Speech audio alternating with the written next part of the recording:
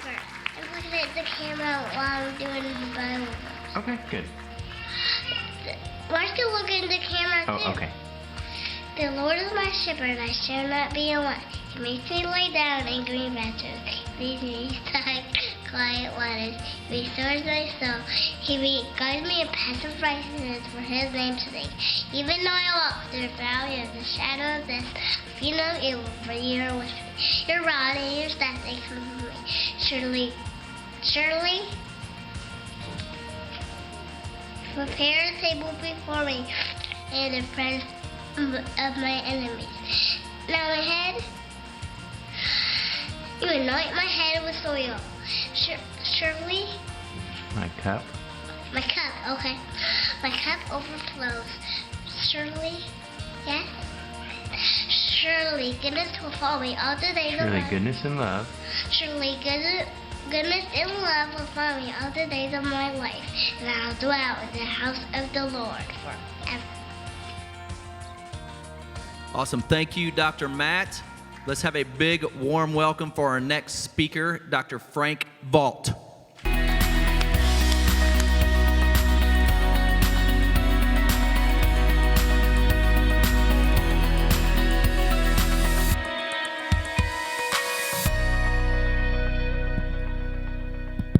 Behold, and how good and how pleasant it is for brethren to dwell together in unity.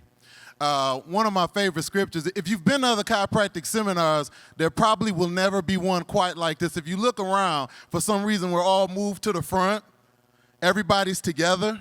Everybody's unified. Most seminars I go to, everybody's all over the place. I mean, they do got the lines up, but everybody's all over the place, right? But we're all together. And that's the one thing about this. Look to your neighbor and say, I'm number one. Look to your other neighbor and say, I'm number one. Because right now, this is the first seminar that's going to be like this. And right now, when things are at their most purest, it's in their beginning stages. All right, that's when you got a lot of people, a lot of things coming around trying to get that purity. So one of the things we have to do is make sure we thoroughly immerse ourselves in the things that keep this seminar like this, the things that keep the people that come here like this at its purest state. And I want to say I'm thankful to be here. I'm the fifth speaker, and everybody in here, you can clap your hands. I'm the fifth speaker. I'm the fifth one. You all got 5 fingers and 5 toes, so I got you all beat, all right? Fifth is the greatest, okay? But I really am truly honored to be here. Dr. Schiffman, Dr. Lerner have been tremendous in my chiropractic journey, and Ms. Schiffman, Vicki Schiffman too. They've been tremendous in my chiropractic learning. One of the things I want to share with you before I get started, that's my baby picture, by the way, childlike faith, but I look a little different now. So one of the things I want you to get, you can have every tool, every practice management skill, every bell and whistle, but if you don't have faith behind it, faith is something like vision, all right? Because it's almost the same thing. You cannot excel. Because if you don't have a belief in what you are doing, a belief in who you are helping, you will have no foundation in the things that you're doing. And something that's huge is be so thankful for what God has given you already and who you are, because He made you for a purpose. No creator makes anything that He doesn't already expect and test and run through things that work. If you think about the iPhone, before you even touch the iPhone, you think that you got the iPhone first. You think you're the first one to touch it, but it's been tested and it's been proven to work. So that means you're already designed to win. You're already a winner. Be in gratitude for who you are. I used to want to be like Ben Lerner so much, and then I saw him on social media, and he came on the stage and he walked on his hands and he had his shirt off. And I said, I'll never be like Ben Lerner. So while coaching with Dr. Schiffman, I prayed, God, I want to be like Dr. Schiffman. I want his passion. I want what he has, God. And I prayed, and then I lost all my hair. So what I want for you to do is be the best version of who you are and what you have and what you bring to the table. And you're going to see how you change the world. And you're going to see how you are that ingredient, how you're part of the recipe. In every recipe, there's always a different ingredient. And you're the ingredient that's going to change the world. But first, we want to operate, and I say childlike faith. And I like childlike faith because old faith is worn down. Old faith is beat up. Old faith has doubt. But childlike faith, they believe they can do anything. Sometimes I look at my kids and some of the things that they say to me, and it's so innocent, it's so pure, and it's like they just keep walking, and they'll just walk right on off, and I got to grab them and hold them. That's the type of faith that God wants you to have, and that's the type of faith that builds big practices, that keeps families together, all right, that supports and helps you do the things that you need to do to fulfill God's will. I got to tap it like an atlas. Okay, there we go. I didn't even have to touch it. Would you look at God?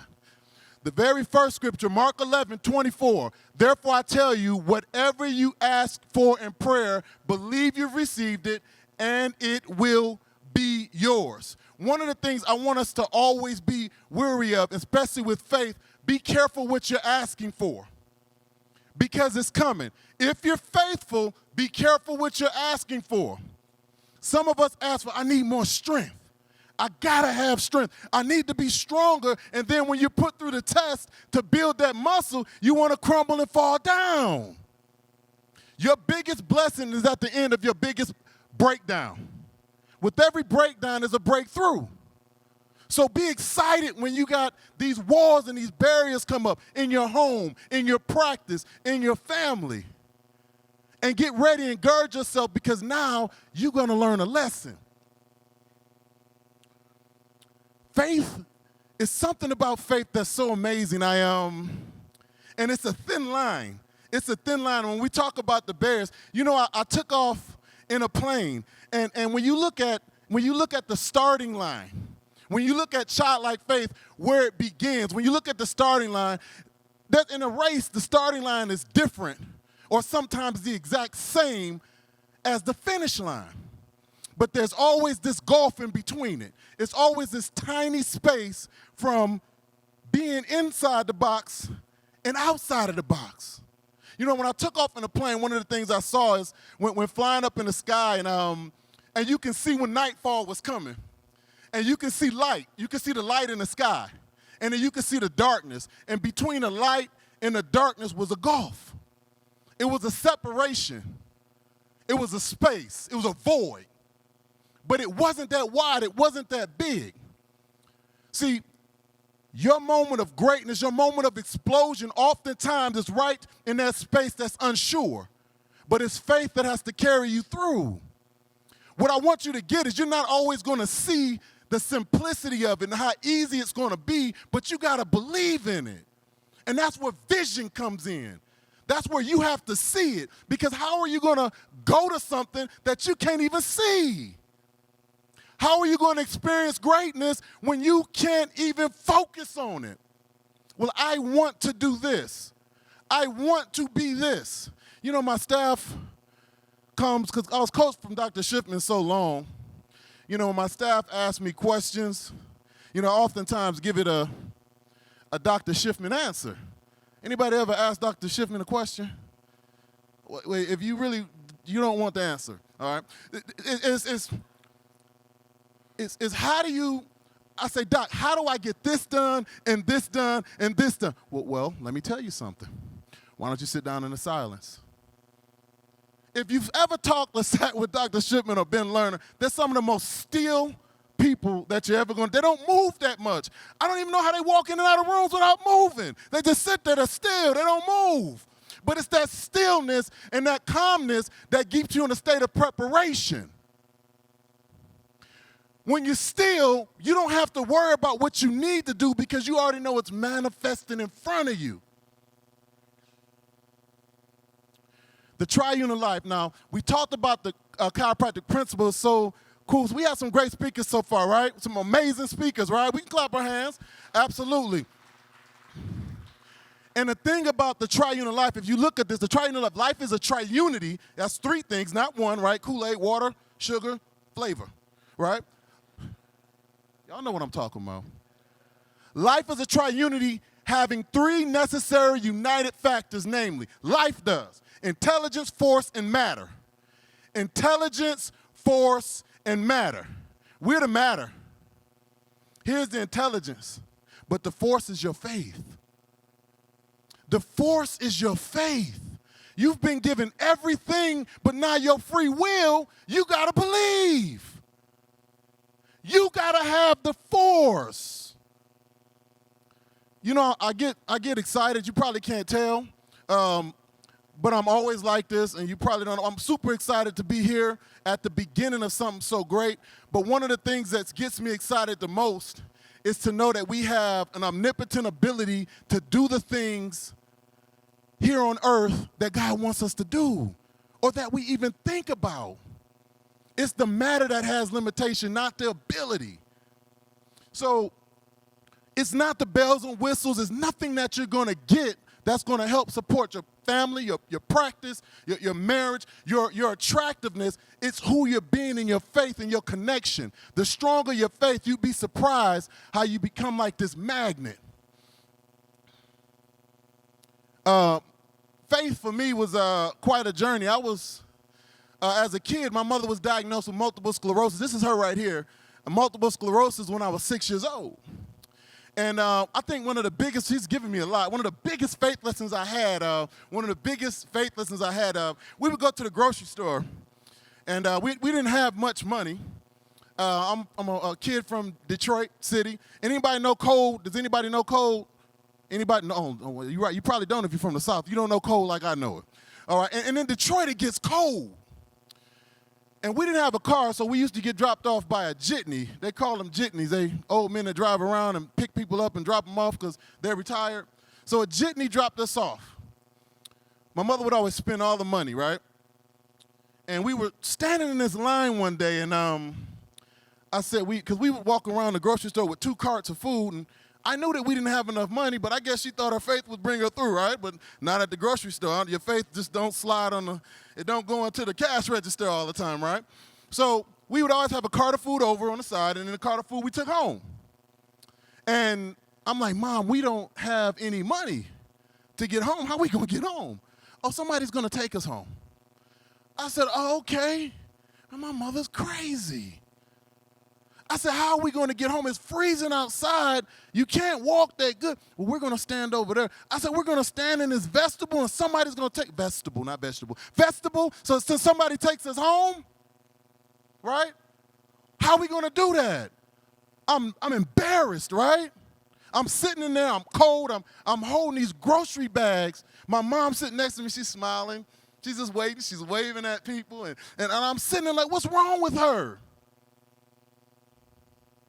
And then someone walked up to us like, sir, ma'am, do you all need any help? How are you getting home? And it was like she was waiting. Yeah, I'm right here. Yeah, we need to go over here. And I'm just looking. I'm looking at this stuff.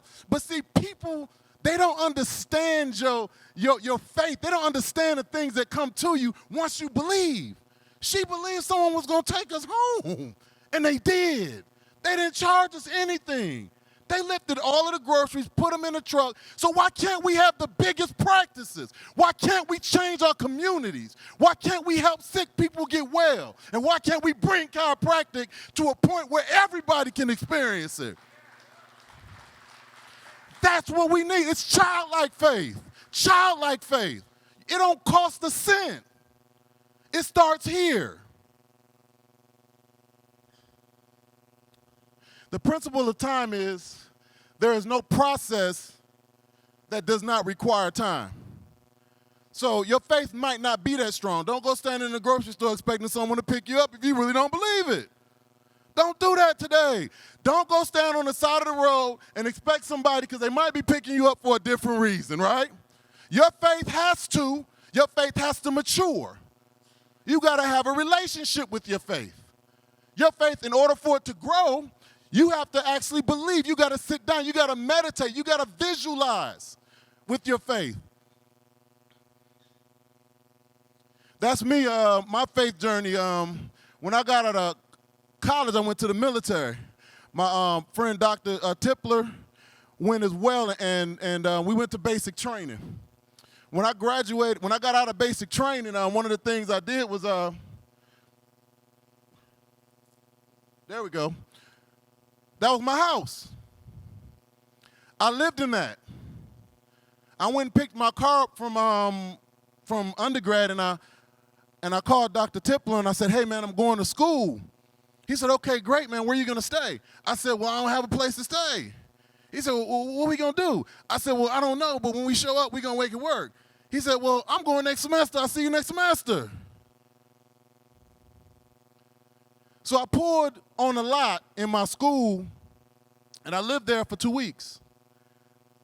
And then after I got tired of getting chased by the security guards, I moved into the campus in the rooms. That's why I know all the janitors. I knew all the engineers. I knew the people that did the laundry. I knew the people that cooked the food. That's what my house. Until one morning I was walking out the bathroom brushing my teeth in the school bathroom, and I got caught again. I was told that I was going to be kicked out of school. But the way my mother taught me, it was like, I don't believe that this I'm supposed to be here. I'm supposed to be here. I went up to the vice principal and I told him my story. Lo and behold, he moved me into his house. I was living with the vice principal of the college. So there was a mom and a dad there. They had a family. They used to sit down to dinner together. My mom, I raised myself. I didn't have a curfew. I had a curfew. I had to be home studying at a certain time. I didn't study. I just went to class. But when you focused and you know what you want to do and you know that God's got your back, you don't have to worry about the gray area between light and dark. You just got to float on the clouds. You don't got to worry about how it happens. You don't got to know about when it happens. You just know it's going to happen. That's faith. In our practices, we don't need to worry about the people on the table if they're going to get better. You'll never know. You don't know what atom splits, what cell divides, what happens. I don't give a care how much scientific research you do. My C average is as good as your A average.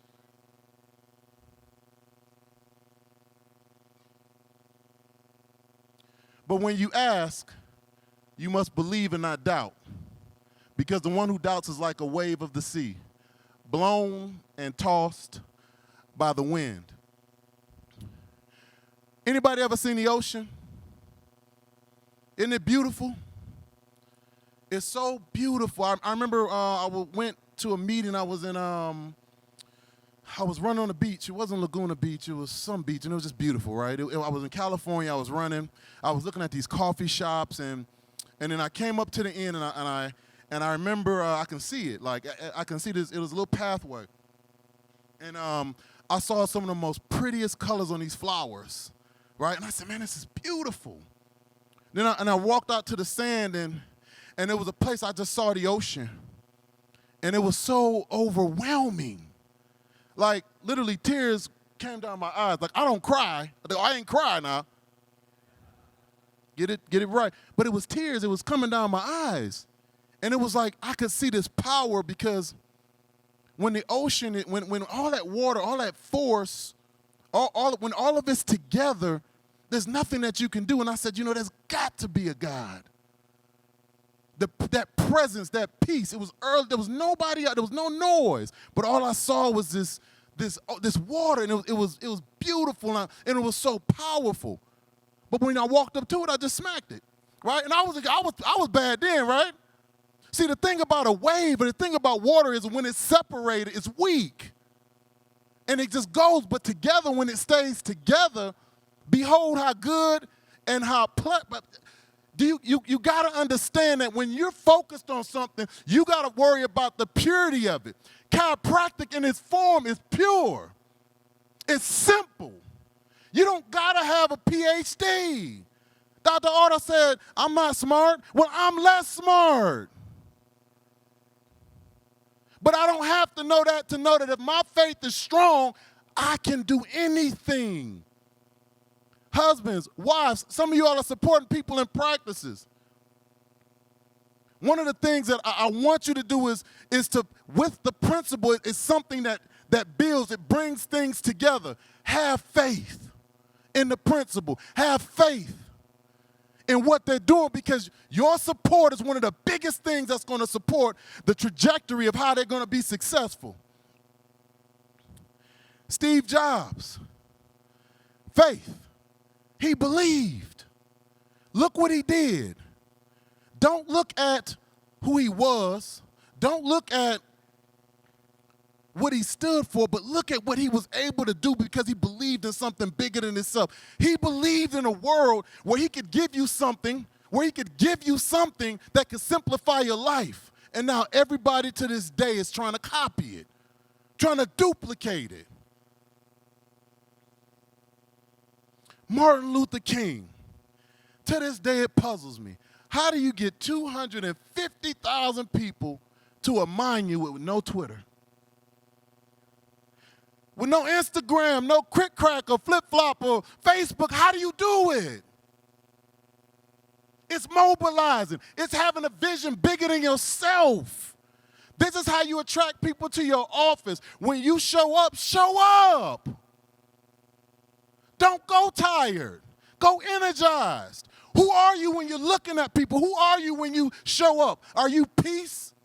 Are you still? Are you light? Are you love? Or are you exhausted? Are you thinking about ComEd? Are you thinking about the dog that peed in the kitchen the night before? You stepped in it. Where's your focus? Where's your faith?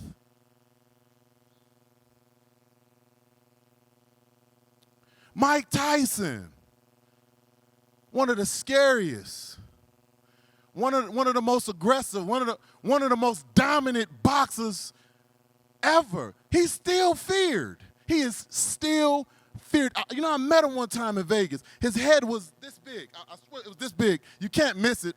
I don't see how so many boxers missed it, but his head literally was that big. He was a monstrous-looking person. Never, ever thought to be beat. But this one guy that went out there, he said, you know what? I'm not going to give up. He told his mother, he said, I'm going to beat him. I'm going to beat him. That's what he visualized. Nobody thought he could do it. Oftentimes in your office, oftentimes in your situation, nobody's going to believe what you see. That's why you have to be the vision. You got to be the vision. They got to look at you and know that it's possible. Behold, how good and how pleasant it is for brother and dwell together in unity. That's Psalms 133. I didn't make it up. I don't want to take the credit. I don't have the rights to that song. So really understanding that is Mike Tyson found out. The substance of things hoped for, the evidence of things not seen. See, before it actually happens, you got to see it. Before C3 happened, they saw it. Dr. Lerner got up there and said, man, I'm tired of seminars and summits. They suck. I got to call people. They got to do what they're supposed to do. People got to have integrity. People got to show up. Oh, man. But then this vision came, and all of the pieces fell in place. And look what's happening. Look what's possible.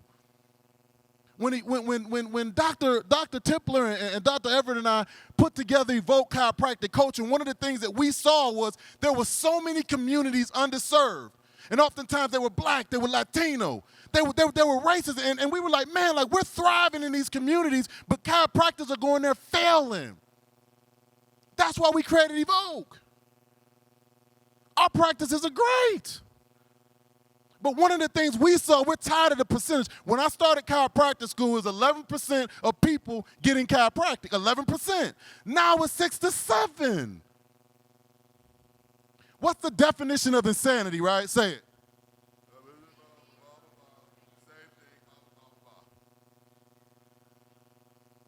We all know, right? We all went to the same seminar. But we're doing the same things. But we expect chiropractic to flourish.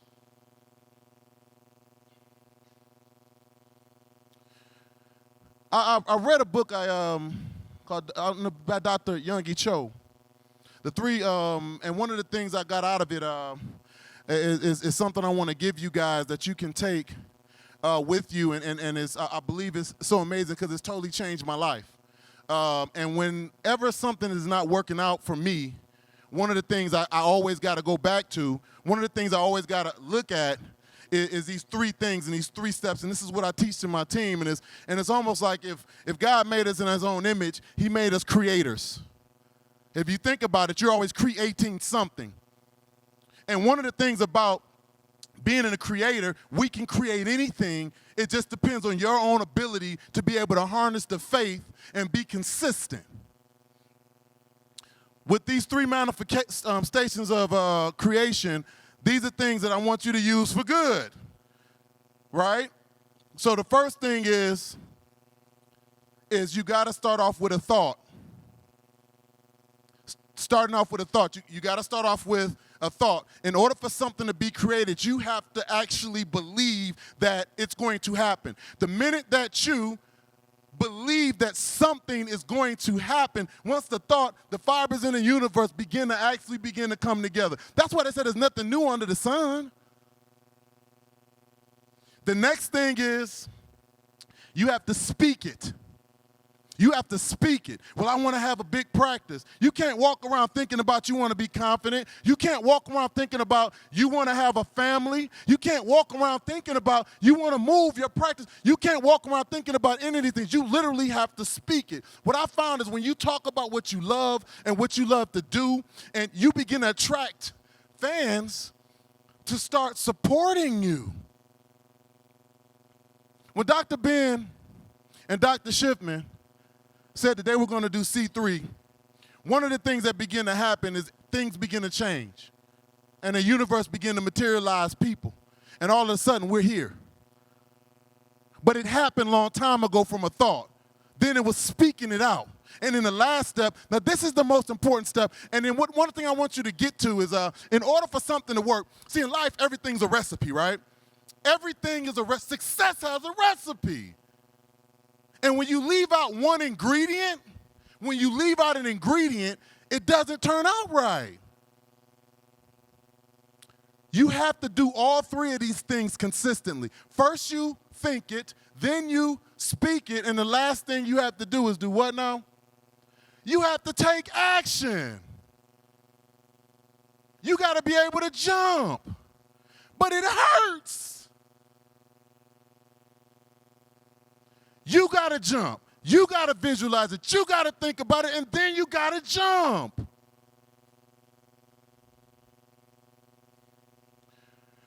I was looking for a house a year ago, and just looked for a year and just looked, and I drove down the exact same street for the entire year. The entire year. Once I wrote down everything that I wanted in the house and what I wanted it to look like, I drove down the same street and this house appeared. I thought they built the house. I'm like, they put down, no, it was there the whole time. But when the vision isn't clear, when your faith isn't clear, when it's not consistent, things don't come in front of you. If you think that you're going to have people filling your office up, that's phenomenal. Have them fill your office up, but they're all going to leave if the vision isn't clear for what's possible for them with chiropractic. Massive action. Another picture of me.